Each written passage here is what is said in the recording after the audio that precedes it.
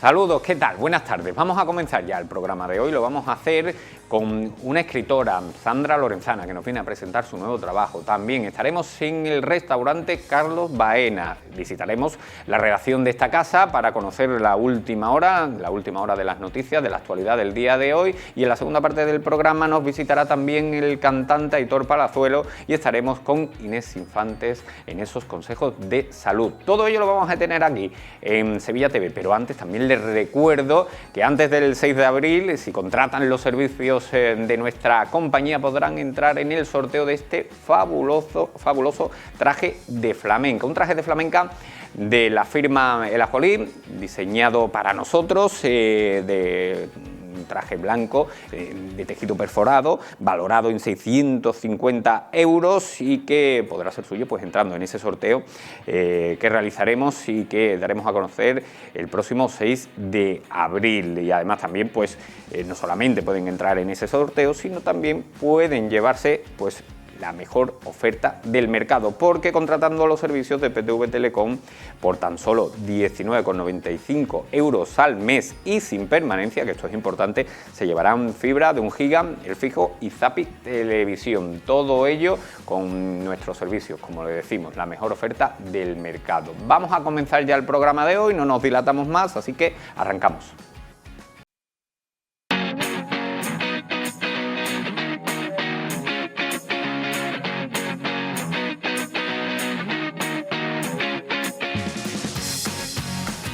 Nos metemos en el lío, nos metemos ya en faena y vamos a hablar de esta obra de Sandra Lorenzano, Herida Fecunda, que ha recibido el premio de Málaga, el premio Ensayo de Málaga. Muy buenas tardes, Sandra.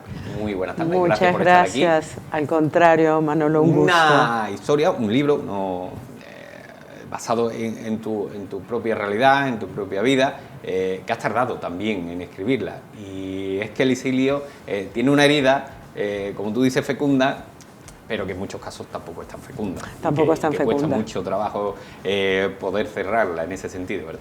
Sí, fíjate que el libro nace un poco de mi preocupación de toda la vida por entender el modo en que la historia social, la historia política, esto que diríamos la historia con mayúsculas, marca nuestra propia historia personal, nuestra historia íntima. Y en mi caso, claro, surge esta preocupación por el tema a partir de mi propia experiencia como exiliada argentina, que llegué con 16 años a México, un país en el que vivo desde hace en Ciudad de México. Casi 50 años en la Ciudad de México, y eso transformó totalmente lo que hubiera sido mi vida, ¿no? Entonces hay una marca inicial que es esa herida, que me parece que puede dialogar con otros muchos exilios y con muchas migraciones y desplazamientos, porque finalmente el dolor, el desgarramiento por dejar tu hogar, dejar a tu familia, dejar a tus amigos, dejar tu tierra, dejar tus raíces, aunque las raíces las cargamos, hay que decir, es similar para todos, ¿no? Es algo que nos marca de por vida, esa herida que queda para siempre. Y yo lo que pienso es el exilio sudamericano de los años 70, época de dictaduras brutales, sí, en el Cono Sur. Fue un exilio que, si miramos ahora las migraciones, Manolo, fue un exilio que tuvo cierto privilegio, porque llegamos a lugares donde fuimos bien recibidos, bien acogidos, pudimos trabajar, pudimos estudiar, en mi caso, no sé, formar una familia, tener una hija, hacer una vida finalmente y decidir que México se podía convertir en mi otra patria o matria, como decía María Zambrano.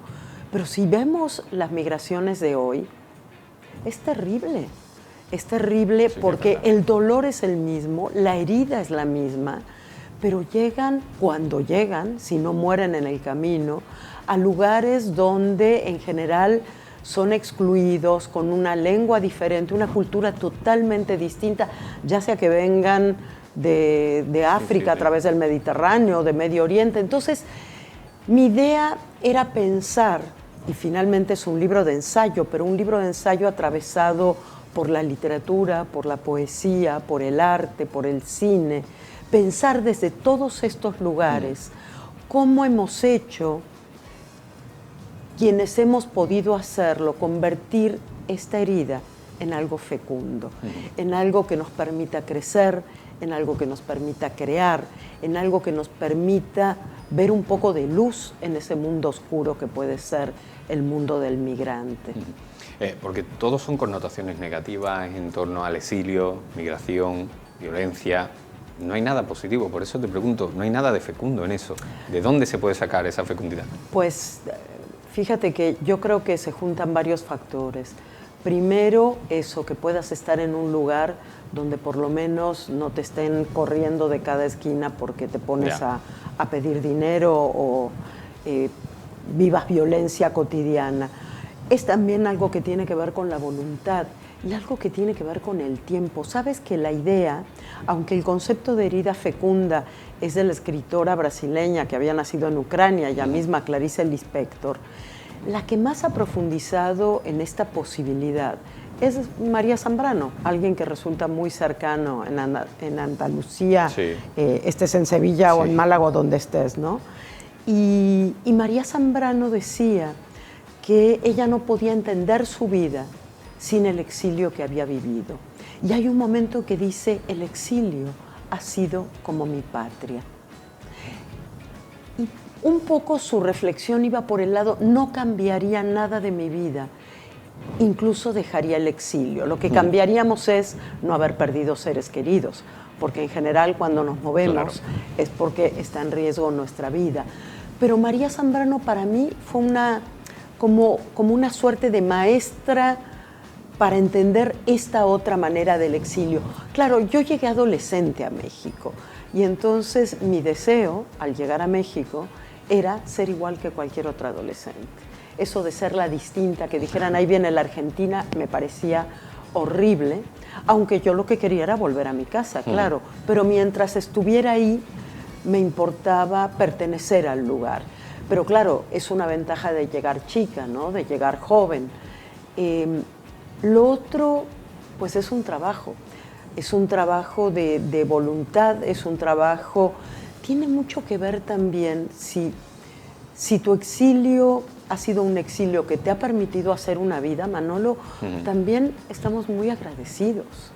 Estamos muy agradecidos y el agradecimiento, el sentir que alguien te dio hogar cuando tú no tenías un hogar al cual volver, es que ese agradecimiento dura para siempre.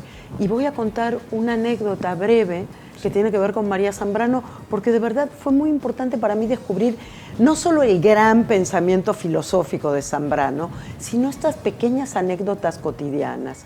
Y esta es la siguiente. Ella, al llegar a México, que fue primero a México, en realidad estuvo muy poco tiempo en México, alrededor de un año. Después se fue Cuba, Puerto Rico, todo lo que sabemos, ¿no? Roma, París, hasta llegar ya muy mayor a España, decidir que podía volver a España.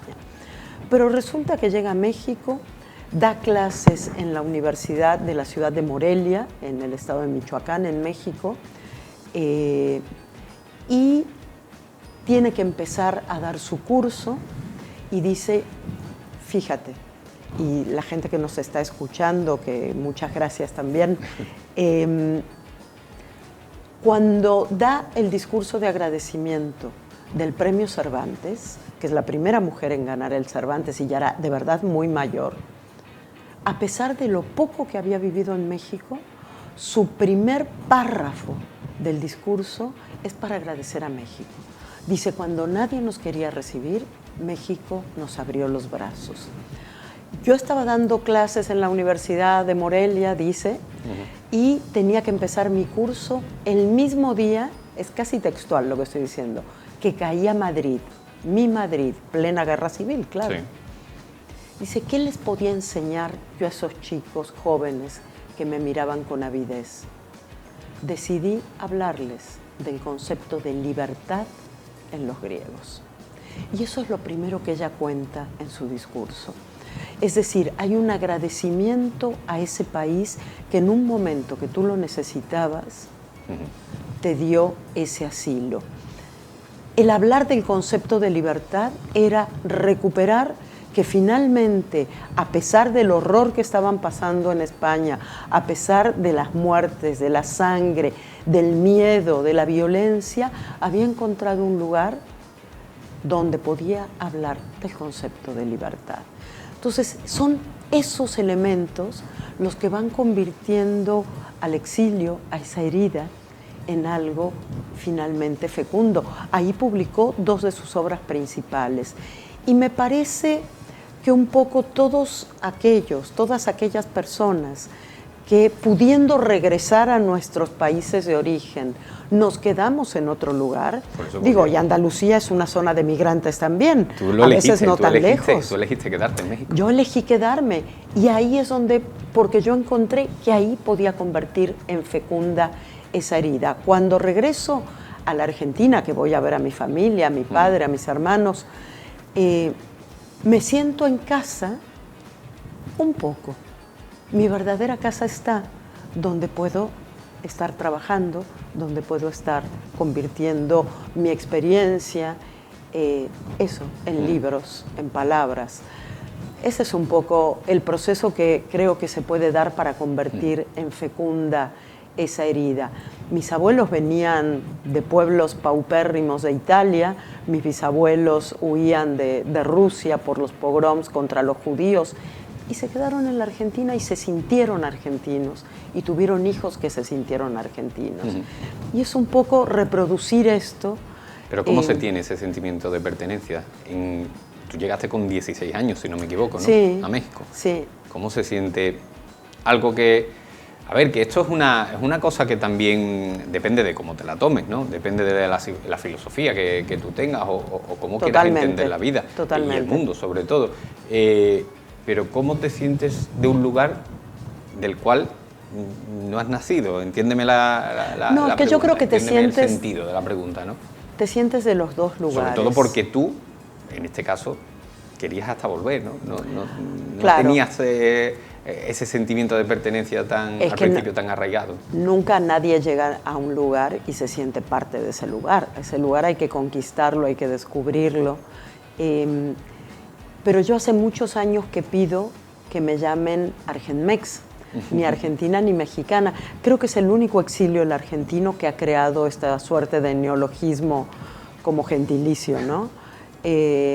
Porque para mí yo no sería lo que soy sin mis 16 años de vida en la Argentina, sin mis raíces ahí, sin la gente que quiero que está ahí, pero tampoco sería lo que soy sin mi vida en México. Y es verdad que a los 16 años, cuando lloré todo el vuelo, y lo cuento en el libro, todo el vuelo, quién sabe cuántas horas eran en ese momento, además como 12 horas de vuelo, yo no podía parar de llorar, yo quería estar en mi casa con mis amigos, con mi familia, iba con mis padres y mis hermanos, pero quedaba cantidad de cosas queridas, gente querida. Y hubo dos elementos, que desde el principio yo pensé, bueno, si hay que quedarse, a lo mejor no me voy mal. No es un mal lugar para quedarse, ¿no? El primero fue que yo llegué a estudiar, porque nos becaron, en un colegio, durante el primer año de exilio, un colegio fundado por el exilio republicano español. Entonces había mucha gente que tampoco había nacido ahí, ¿no? Sobre todo los profesores, claro, mis compañeros ya eran de ahí. No todos eran hijos o nietos de exiliados, de refugiados, sino que había muchos mexicanos. Pero no importa, había un ambiente. Sí, había una amalgama ahí. Y entro a mi primera clase de literatura, yo entraba ya a hacer el instituto, el bachillerato, mi primera clase de literatura, y la profesora, que era hija de españoles, nos había hecho unas fotocopias con poemas de la generación del 27 y empezó a leer los poemas. Y yo dije, pero son los mismos poemas que me lee mi madre, que no es española, no era española, pero era una mujer enamorada de la poesía en lengua castellana, y una de las mejores poesías de la lengua castellana es la generación del 27, también muy vinculada a Andalucía, ¿no? Y ahí hubo un primer elemento. Y el segundo, que fue ya, digamos que eso se transformó en palabra, llegué a la ciudad universitaria, que es muy bella, es un campus enorme, tiene murales, en fin, es muy bella. Y pensé, yo podría estudiar acá. Y fue el primer pensamiento de futuro que me atreví a tener. Desde entonces, esa universidad, estudié en esa universidad, trabajo en esa universidad, he hecho la licenciatura y hasta el doctorado en esa universidad, y bueno, es mi casa. Pero nunca he perdido lo otro, ¿sabes? Ya. Y creo... ¿Y se siente esa nostalgia de lo no vivido? Porque mucho, se puede llegar a sentir, ¿no? Mucho. Esa nostalgia de lo no vivido que yo llamo saudades, que es lo que de verdad quiere decir esa palabra. Sí, siempre pienso qué hubiera pasado si, ¿no? Es el famoso eso. Yo creo que todos nos lo preguntamos, ¿no? Sí, porque no hace falta ser exiliado para pensarlo, porque ha habido cambios en tu vida, porque has tenido una pérdida, o porque te han cambiado de colegio, o porque se han ido a vivir al pueblo de al lado. ¿Qué hubiera pasado si? ¿Qué hubiera pasado si no hubiera habido dictadura militar? ¿Qué hubiera pasado si mis padres hubieran decidido quedarse en la Argentina? Claro. Y ¿sabes qué he pensado? Sí. Que esa pregunta finalmente es un gran detonante literario, porque creas una ficción que podría haber sido tu vida, ¿no? Sí, sí. Mi vida, ¿qué hubiera sido de mi vida si? Y me da la sensación que ahí se vincula con todo el resto del mundo, no solo con los exiliados o los migrantes, sino con cualquiera, porque esto mismo, ¿no? ¿Qué hubiera pasado si tu padre no se hubiera ido a trabajar a Alemania hace 30 años y tú hubieras crecido junto con él? Digo, te estoy inventando una vida, claramente, pero... Pero una vida que puede ser la de muchos españoles, ¿eh? Totalmente. muchísimos totalmente, españoles. ¿No? ¿Qué hubiera pasado si no hubiera caído Madrid, como lo decía María Zambrano, ¿no? Para ir terminando, Sandra, Herida Fecunda,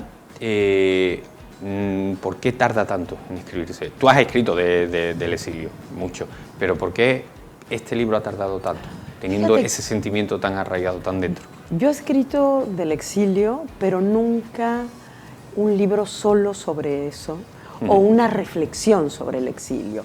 He escrito sobre el exilio algunos textos académicos, una primera novela está el exilio, la cuarta novela está el exilio, pero todos estos textos yo sentía que tenía que ponerlos además en un contexto contemporáneo. Pensar mi exilio con respecto a todas estas migraciones de las que hablábamos, con respecto a toda la poesía que a mí me ha alimentado a lo largo de la vida, con todo lo que me ha alimentado también de posibilidad de relaciones, de lucha por los derechos humanos, de las madres buscadoras. Es mucho más que el exilio el libro, es como las conexiones que haber sido exiliada me abrió hacia el mundo, ¿no?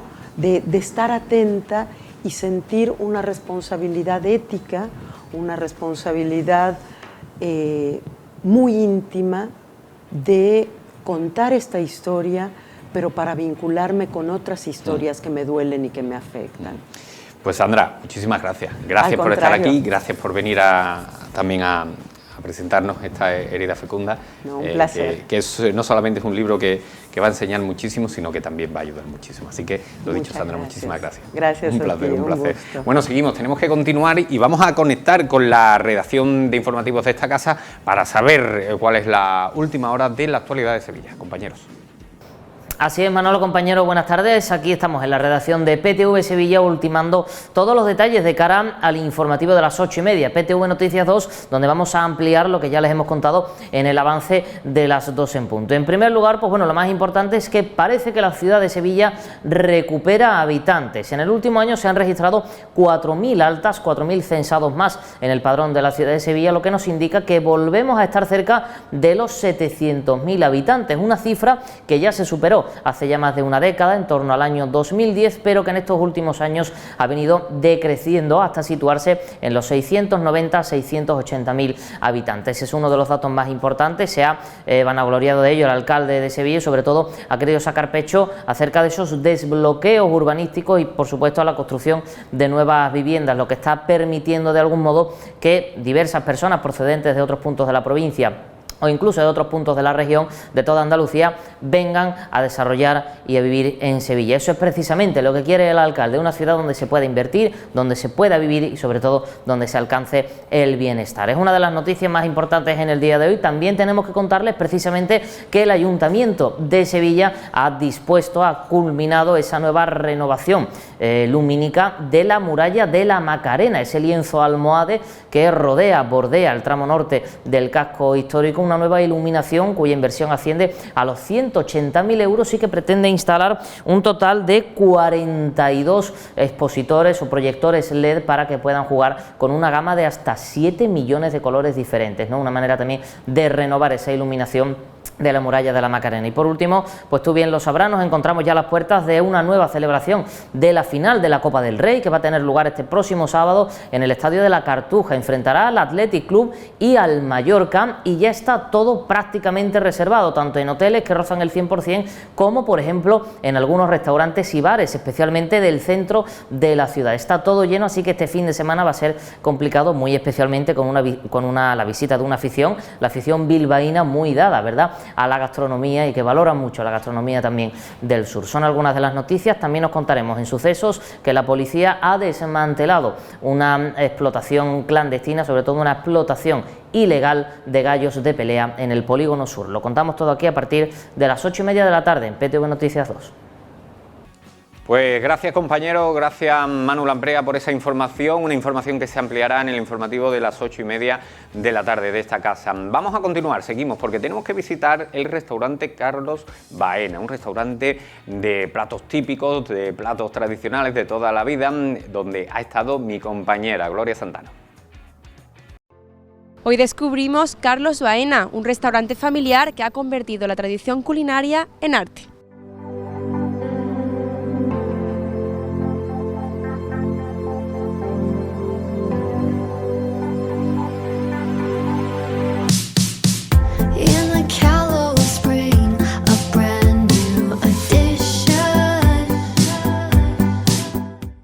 Muy buenas, María Ángeles. Hola. No, ¿cómo surge la idea de convertir esta nave familiar en el restaurante Carlos Baena? Bueno, esto ha sido realmente un proyecto no programado, aunque suene a contradicción. En principio, esta era una nave industrial de mi abuelo, la heredó mi padre y en principio la tenía alquilada. Mi padre no se dedicaba a la hostelería, nunca se dedicó. Bueno, pero de pronto se le ocurrió montar un restaurante. Era en principio un bar, no era un restaurante. Y de pronto fue derivando más bien de pronto, poco a poco, en un restaurante y ya son 30 años. Y bueno, se ha creado lo que es esto, la verdad. ¿Cómo fue esa un poco sin programar. Es que yo creo que ha sido un poco el destino, ¿no? Que te lleva por... Yo estudiaba Derecho, lo ejercí durante unos años y al final terminé aquí con mi hermano. Empezó mi hermano antes y después me incorporé yo y llevamos esto los dos desde hace pues cerca de 30 años. ¿Cómo fue esa transición? ¿La mía o la del bar a restaurante? Bueno, ambos. Yo creo que fue a compás un poco, porque a mí esto empezó a gustarme y me impliqué mucho y transformé lo que era vuelvo a repetir, un negocio más simple, digamos, en cierta manera, en algo un poquito más complejo. Se hizo una obra, se creó la primera planta, una azotea arriba del todo, en fin, y no sé, fue un poco de verdad sin programarlo. Es que fue una cosa que me fue pidiendo un poco, o fue pidiendo el negocio cosas diferentes. Pues si te parece vamos a llevarnos esto por aquí, nos lo vamos a llevar al salón. Vale. Y así lo tenemos ahí emplatadito ya. Vale, perfecto.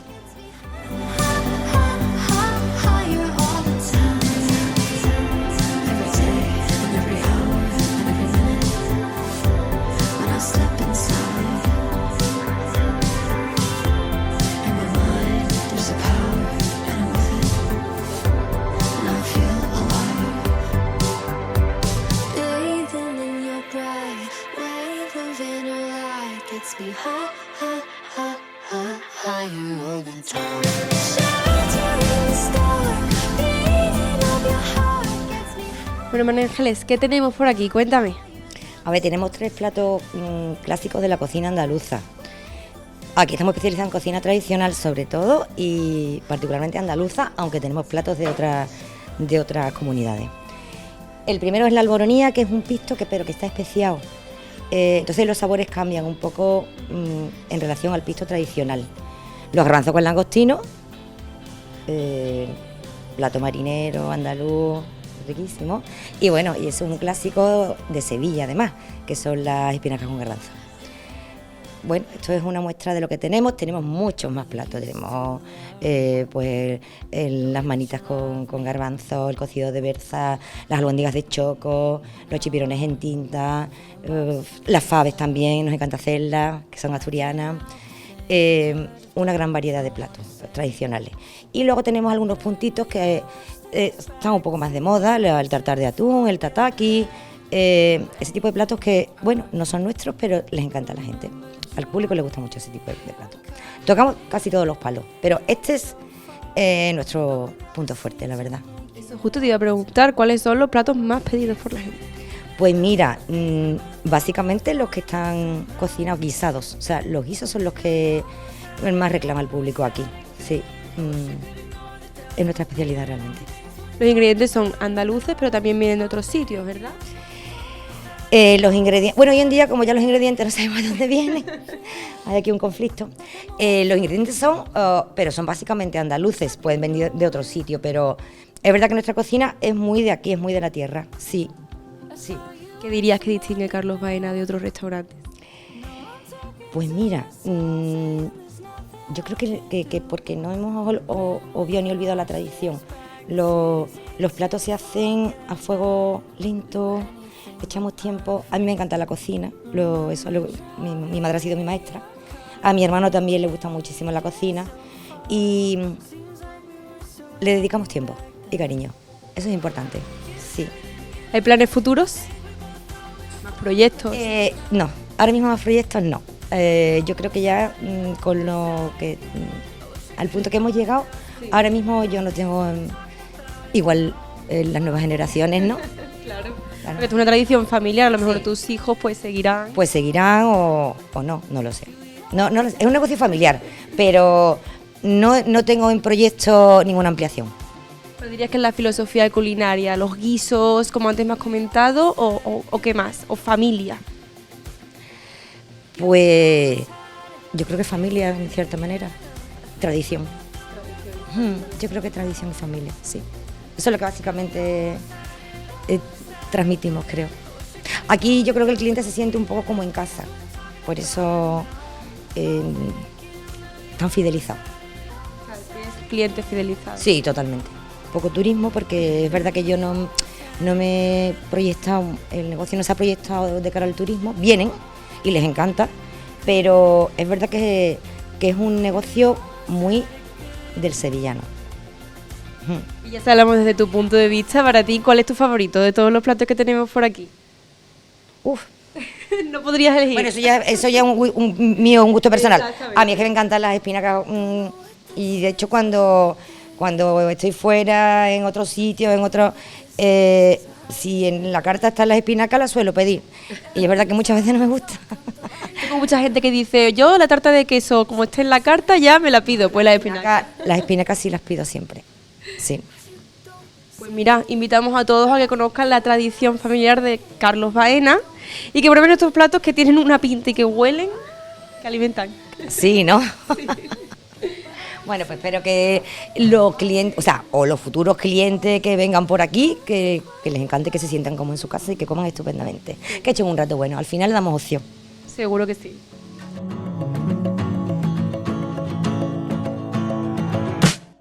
Algún día me tendré yo que cambiar el puesto con mi compañera Gloria Santano y visitar yo los restaurantes que ella visita, porque qué maravilla, qué maravilla. Bueno, nosotros vamos a hacer un alto para la publicidad y a la vuelta tenemos que estar con Aitor Palazuelo y también con los consejos de salud y belleza de Clínica Infante. No se vayan, que regresamos en nada.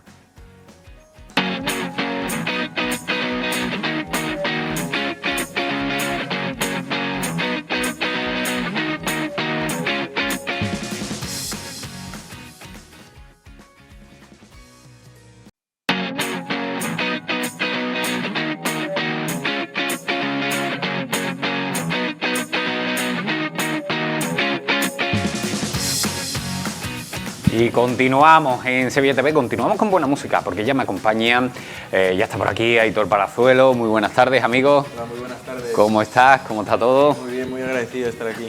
Un placer tenerte por aquí, un placer tenerte lanzando ese EP que acabas de lanzar, Mismo Destino, Eso es. con muchos temas y con un tema en especial, Su Mirada, que es el videoclip que estás estrenando, y también tienes Cobarde por ahí que se acaba también de estrenar, ¿verdad? Eso es.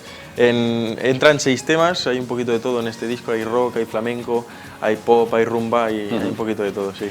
¿Has querido tú tener esta amalgama, ¿no? de sonido, de fusiones? Sí. Es donde te encuentras cómodo, ¿verdad? Sí, yo siempre digo que no hago un estilo en concreto, no considero que haga flamenco, no considero que haga rumba tampoco, ni pop, sino que hago una fusión de todo eso.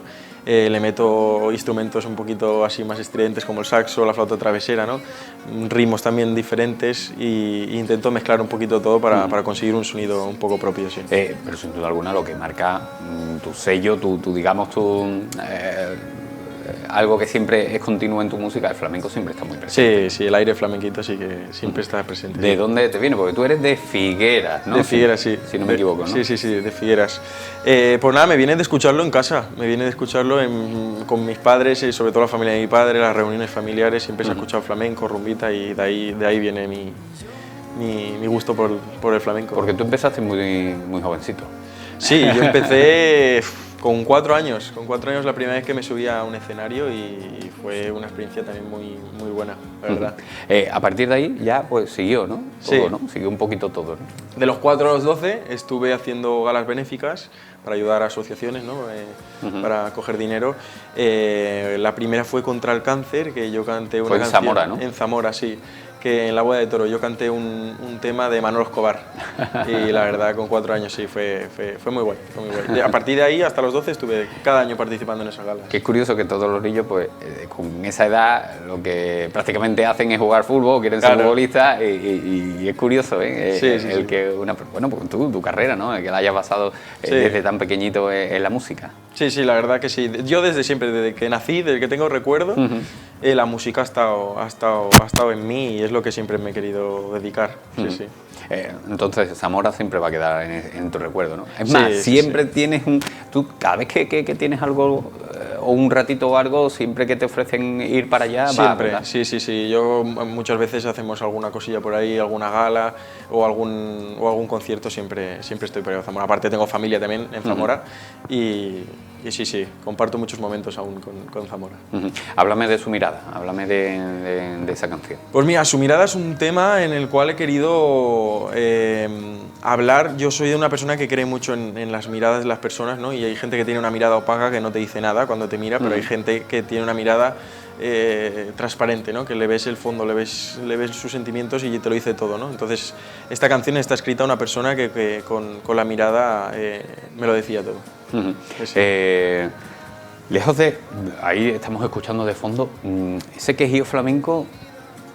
Me llama mucho la atención porque hablando aquí, no lo tienes y después suenas muy de aquí, muy de la tierra, muy andaluz. Sí, me lo han dicho muchas veces. Porque me llama mucho eso, me llama mucho la atención porque después hablando contigo es verdad que tú tienes, pues bueno, no eres de aquí, no eres de Andalucía, Claro. eres de Figueras, como hemos dicho, Sí.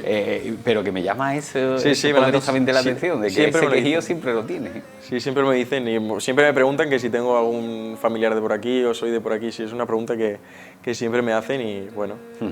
Hemos hablado de Su Mirada, pero Cobarde también es importante porque estás lanzándolo y Claro. un single también que ahora mismo está sonando mucho. Sí, Cobarde es un tema que me gusta, además es el tema que más...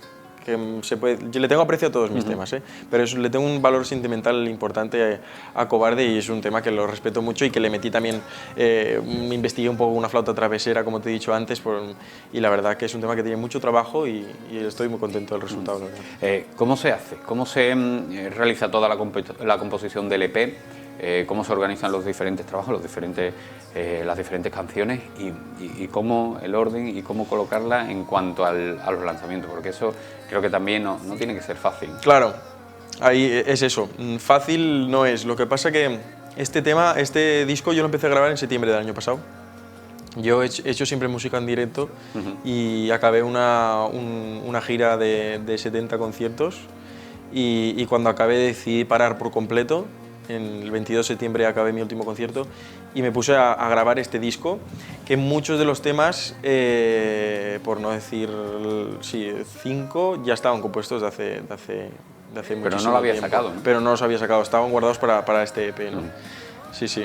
Que es curioso, porque ahora ya sabes que, bueno, que te voy a contar yo a ti de la industria musical, todo el mundo está sacando single, todo el mundo lo va anunciando y después ya compones el álbum, el EP, pero tú no lo has querido hacer así, ¿no? No, mi ilusión era sacar un EP. Yo saqué mi primer single hace 2 años, Ángel y Demonio, que es el que suena, y después decidí que, bueno, hice Ninguna como tú, con De Miguel también, y después yo quería sacar mi EP, ¿no? Que también incluye Ángel y Demonio. Por eso, ¿y por qué era por qué querías tú sacar este EP? ¿Por qué era tan especial para ti, no ir sacando los singles? Bueno, también lo podrías haber hecho, ¿eh? Ir sacando los singles a la single y después pues la composición entera completa en el álbum. Porque yo necesitaba que la gente me pudiera escuchar al completo, ¿no? Al completo. Contando una historia, ¿no? Claro, sobre todo eso, contando una historia y es lo que te he dicho antes, hay muchas ramas en este disco y yo quiero que me vean por dónde puedo tirar, ¿no? Porque la primera canción, por ejemplo, es un rock, ¿no? Por bulerías, y la última es un tecno flamenco. Sí. Me gusta investigar y yo quería que la gente me pudiera escuchar en su casa o en el coche, pues un disco, ¿no? Que pudiera escuchar material mío, no un tema o 2. Esa canción con De Miguel también es muy especial para ti, ¿verdad? Sí, la verdad que fue una experiencia también muy bonita, porque al final me salí de mi zona de confort, porque yo no esperaba nunca hacer un tema como el que hice con él. Yo siempre he sido más pop, más cosas así. Y la verdad que me sentí muy cómodo y vi que, bueno, que a veces cuando te sales de esa zona, pues también te puedes pasar muy bien. Pero siempre hay ese miedo, ¿no? A ver si salgo y no claro, sale bien, ¿no? Claro, sí. Más siempre, en el mundo de la música, ¿no? Siempre ese miedo, pero me lancé y a mí estas propuestas me gustan. Te las piensas, pero me gustan. Al final yo creo que en ese sentido es importante, sobre todo porque creo que tenemos, y vosotros artistas, y os entiendo, porque evidentemente quizás no somos los seguidores, ¿no? Somos muy crueles y un fallo lo castigamos mucho, pero creo que de los fallos se aprende muchísimo, muchísimo. Y no es fallar, es una experiencia más, y no considero que, y más en un mundo como la música que es tan creativo, no considero que sea un fallo, ¿no? Considero que son experiencias, son diferentes experiencias que pueden gustar más o pueden gustar menos, pero que siempre van a estar ahí. En tu caso, por ejemplo, fíjate, al final te salió súper bien. Al fin, es lo que dices tú, al final todo suma, y de los errores se aprenden, ¿no? También con muchas experiencias, con los GC King también tuviste alguna experiencia con algún miembro, ¿no? Eso fue increíble, fue una fiesta privada que se hizo allí en mi zona, allí en la Costa Brava, era un fin de año y yo hice la primera parte del concierto de los GC Kings y fue increíble por compartir momentos con ellos a la hora de explicarle mi proyecto, de que me escucharan cantar, ¿no? Sí, fue una experiencia muy enriquecedora. Son las cosas que poco a poco van enriqueciendo, no solamente con De Miguel, sino también con un mítico grupo. Grandes de la música. Sí. Con unos grandes. Y es una carrera esta, la de artista, que vas en constante aprendizaje y aprendiendo cosas y aportando y evolucionando, ¿verdad? Nunca dejas de aprender cosas nuevas, ¿no? Y es una carrera de un poco también de esa incertidumbre, ¿no? Porque nunca sabes por dónde te va a salir las cosas. Yo siempre digo que es una carrera que no es estudias esto, haces esto y tienes tu puesto de trabajo, ¿no? Esto al final vas un poco sobre la marcha, ¿no? Y a mí esto me gusta, el ir indagando, el ver por dónde hago esto, por dónde hago lo otro, por dónde saldrá, cómo se lo tomarán. Es la incertidumbre, es el motor de lo que me hace vivir. Sobre todo lo que yo veo que tú sí que eres un artista que difícilmente se te va a encasillar en un estilo por eso que tú te mencionabas, ¿no? Por ese afán investigador que tú tienes y sobre todo, aquí se dice culo inquieto, que siempre va probando cosas nuevas. Creo que eso es interesante también para un artista. Sí, pues yo más que nada lo hago por lo que te he dicho antes, porque al final quedarte en tu zona de confort es lo fácil. Y quedarte donde sabes hacerlo es lo fácil. A mí me gusta, a ver qué tal sonaría yo aquí. Pues aprovechando que tienes aquí la guitarra, aprovechando que estás aquí con nosotros, yo sí te pido un poquito de Cobarde, ¿tú Venga, me lo cantas? vamos allá. Poquito, ¿no?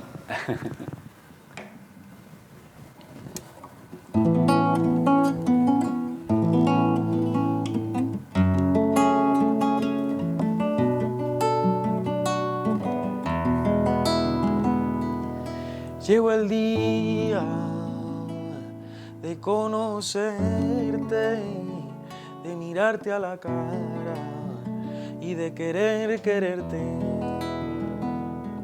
Llegó el momento, palabras perdidas, dejar los lamentos a la deriva. Ay, mírame,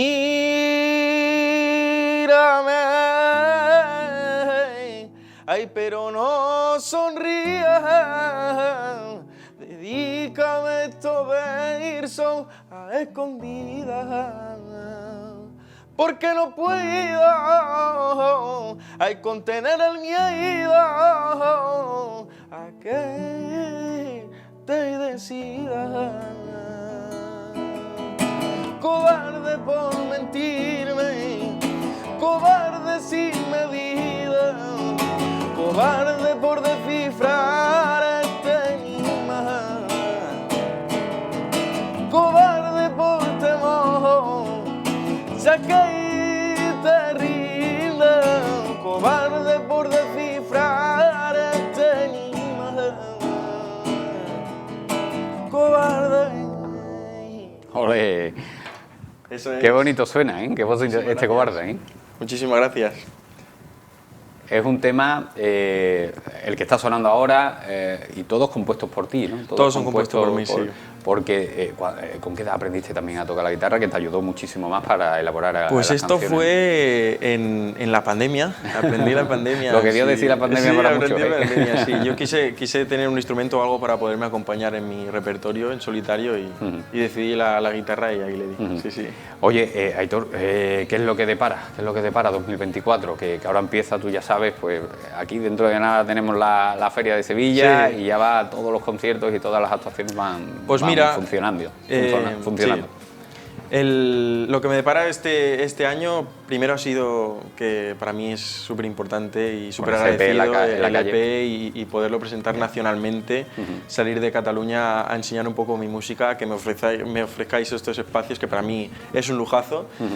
De momento estamos con esto y luego este verano nos espera una gira que yo el pasado domingo 31 empecé la gira en el Teatro de Rosas, y ahora a por más conciertos y a tope.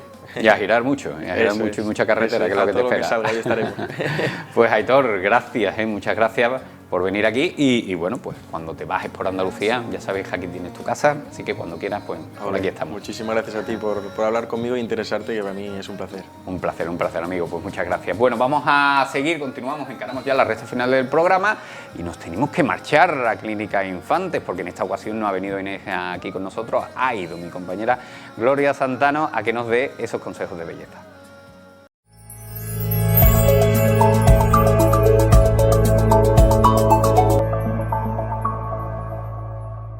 Pues la lobuloplastia es una técnica muy sencilla. Como otras cirugías que hemos hablado en otras ocasiones, es una técnica muy sencilla que se lleva a cabo en Clínica Infantes porque es una cirugía ambulatoria. No se precisa de una anestesia general, es una anestesia local, con lo cual la recuperación es inmediata y la técnica pues dura aproximadamente pues media horita, 3/4 de hora, y la verdad es que va bastante bien. Pues los objetivos son, aparte de la recuperación del lóbulo rajado, volverla a tener otra vez en unas condiciones óptimas. Muchas veces también no está rajado como tal, pero sí que hay una delgadez de lo que es el lóbulo, una caída, un descenso de la piel, porque con el paso de los años pues se va deteriorando todos los tejidos y los lóbulos muchas veces pues por el peso de haber tenido muchos pendientes o dilataciones también que se han llevado a cabo o accidentes. Muchas veces hablamos de que también estas cirugías se hacen porque han podido tener un accidente o bien que se han enganchado con el pendiente o bien en el trabajo o incluso un accidente de tráfico. Entonces, bueno, es una cirugía que por múltiples factores se puede llevar a cabo la técnica.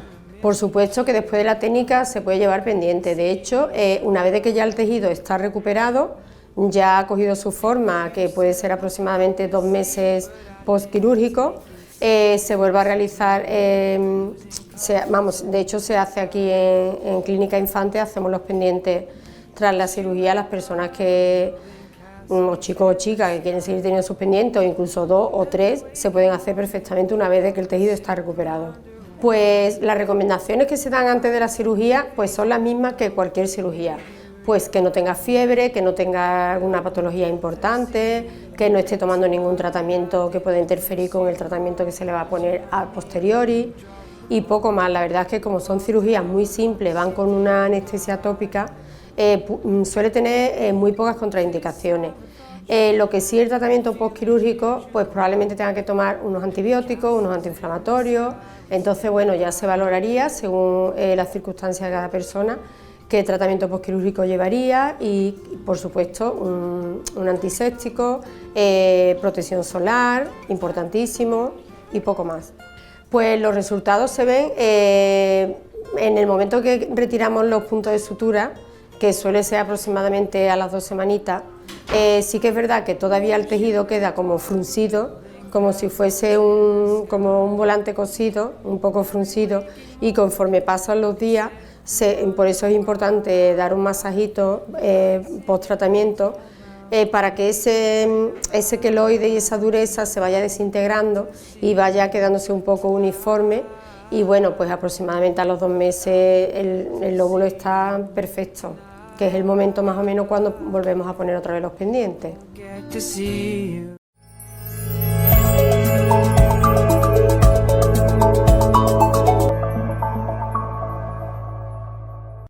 Hoy, como ya han visto, nos hemos trasladado nosotros a la clínica de Inés Infantes, a Clínicas Infantes, para conocer también otros tratamientos, otras cuestiones que tienen como servicios también los amigos de Inés Infantes. Nos vamos a marchar, nos despedimos ya del programa de hoy. Les recordamos en el sorteo de este maravilloso traje de la Jolie, valorado en 650 €, que podrá ser suyo contratando los servicios de nuestra compañía y participando en ese sorteo que se realizará el próximo 6 de abril. Nos despedimos, nos marchamos, que pasen una feliz tarde y mañana a partir de las 6 de la tarde les esperamos aquí en Sevilla TV. Hasta luego.